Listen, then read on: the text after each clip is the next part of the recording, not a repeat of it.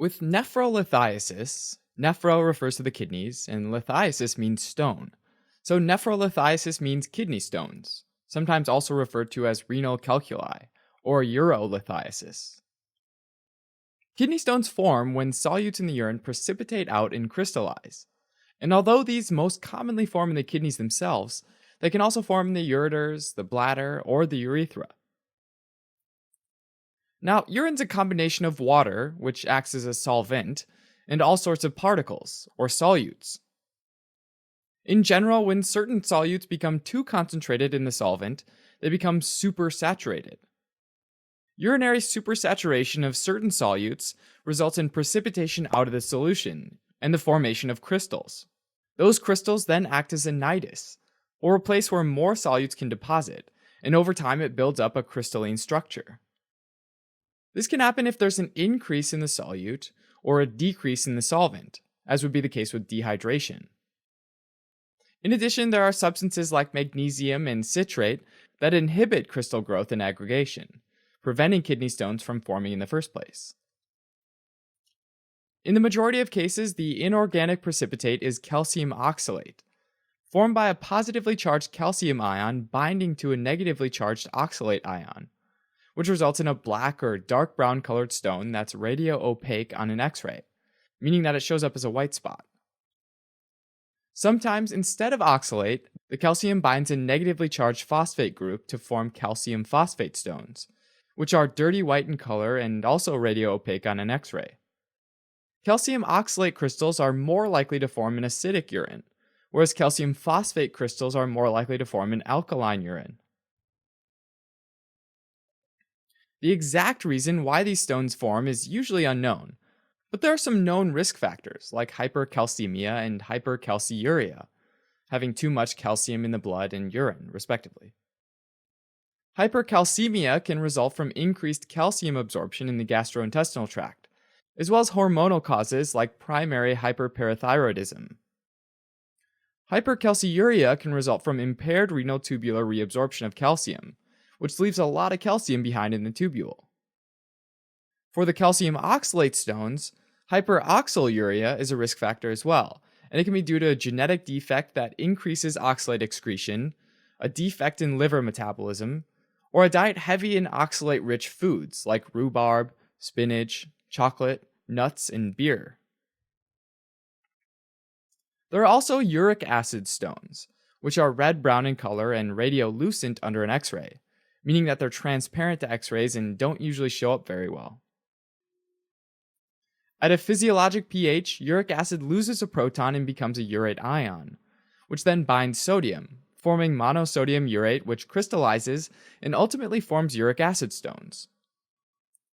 Since uric acid is a breakdown product of purines, a very common reason for high levels of uric acid is consuming lots of purines.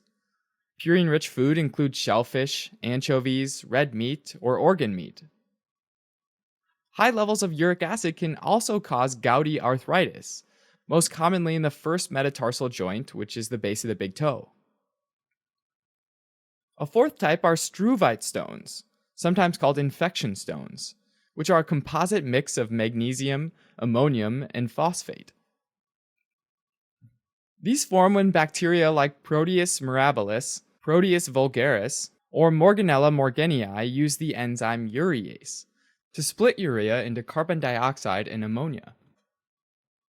The ammonia makes the urine more alkaline and favors precipitation of magnesium, ammonium, and phosphate into jagged crystals called staghorns, because they often branch into several of the renal calyces and look like the horns of a staghorn deer.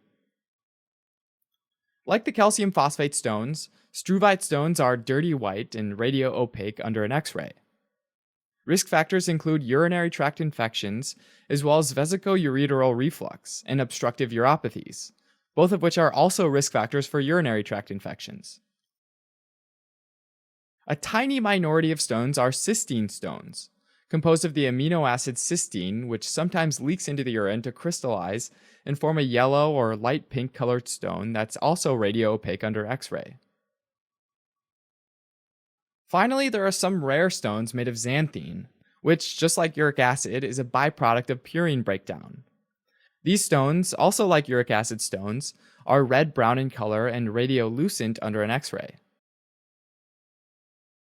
Kidney stones can cause dull or localized flank pain in the mid to lower back on both sides, as well as renal colic, which is a sharp pain and is a bit of a misnomer because the pain's usually constant rather than intermittent.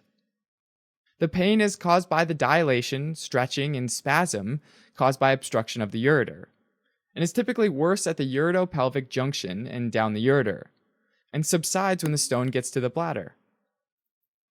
Stones that are less than 5 millimeters across are usually passed within hours. Diagnosis involves a history and physical exam, as well as imaging studies like X-ray, CT scans, or ultrasound. And finally, a urinalysis because it might show microscopic or gross hematuria, which means blood in the urine.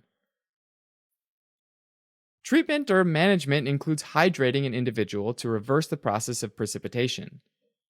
Also, medications might be given to help reduce pain, reduce stone formation, like potassium citrate, and to help stones pass through, like alpha adrenergic blockers and calcium channel blockers. Also, shockwave lithotripsy might be used, which is a non-invasive treatment that uses high-intensity acoustic pulses that travel through the body to break up the kidney stones. Finally, surgery and stent placement might be needed for larger stones. Alright, as a quick recap. Nephrolithiasis is the formation of kidney stones, which form when solutes precipitate out into crystals in the urine. The most common type of stones are calcium oxalate stones, though other types include uric acid stones and struvite stones.